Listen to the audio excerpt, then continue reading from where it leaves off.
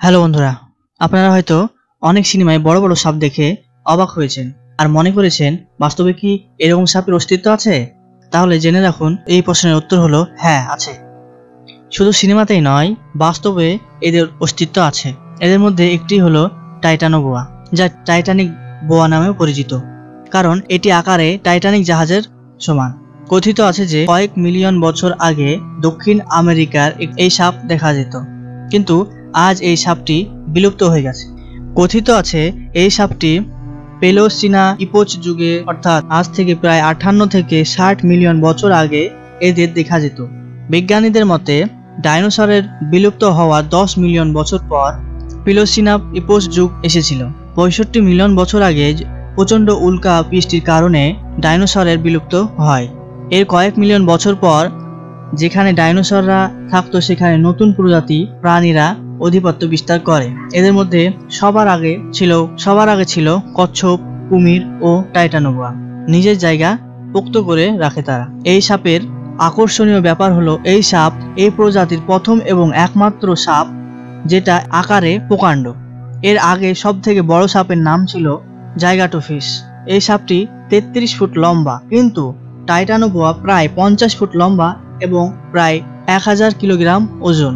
বিজ্ঞানীদের মতে কোনো প্রাণী যখন এতটা বড় হয় তখন তাদের শরীরের সব জায়গা সমান হয় না, কোথাও বেশি আবার কোথাও কম মাংস থাকে।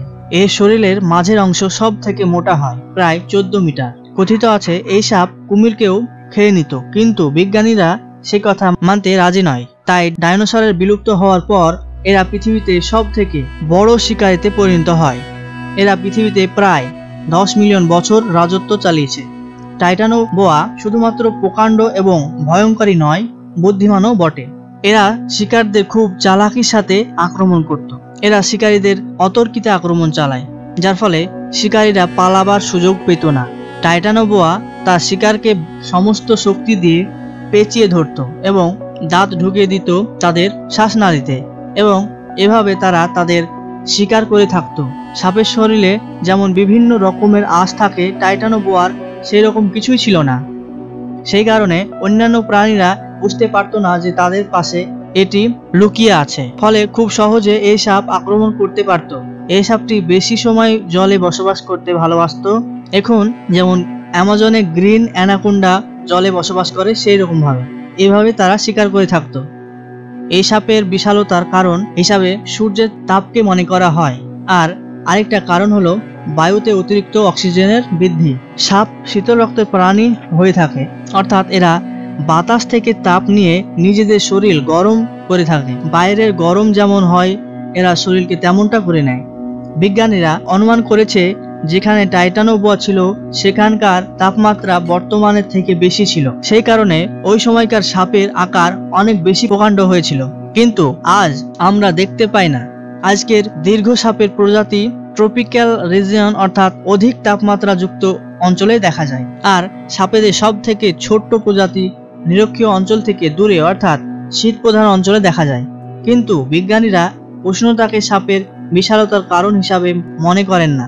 তবে সাপের অস্তিত্বের একটি কারণ জলবায়ুর পরিবর্তনকে মনে করা হয়, আর এটি হলো তাদের বিলুপ্তর কারণ। কোনো বিজ্ঞানীদের মতে যখন পৃথিবীর তাপমাত্রা কমে গিয়েছিল তখন ছোট্ট ছোট্ট সাপ তাদের টাইটানো বোয়ার স্থান অধিকার করে নিয়েছিল। 2009 সালে 28টি জীবাশ্ম পাওয়া যায় যখন কলম্বিয়ার লা গার্ডিয়া কয়লা খনিতে খনন কার্য চালানো হয়। বিজ্ঞানীরা এখানে কিছু উদ্ভিদ এবং কিছু কচ্ছপ, কুমির এর জীবাশ্ম খুঁজে পায়। সব থেকে মজার বিষয় হলো আজ পর্যন্ত পাওয়া সব জীবাশ্ম থেকে এদের আকার আয়তন অনেক বেশি। বিজ্ঞানীরা মনে করেন টাইটানো বোয়ার আবিষ্কার এ যুগের অন্যতম আবিষ্কার। প্রায় এক যুগ জাইগাটোফিশ পৃথিবীর সব থেকে বড় সাপের স্থান অধিকার করেছিল। টাইটানো বোয়ার জীবাশ্ম পাওয়ার পর এই উপাধিটা এই সাপটি অর্জন করে। টাইটানো বোয়ার জীবাশ্ম মানুষের কৌতূহল বাড়িয়েছে তাই নয়, এটির অস্তিত্ব ও বিলুপ্তি জলবায়ুর পরিবর্তনের সঠিক ধারণা দিয়েছে।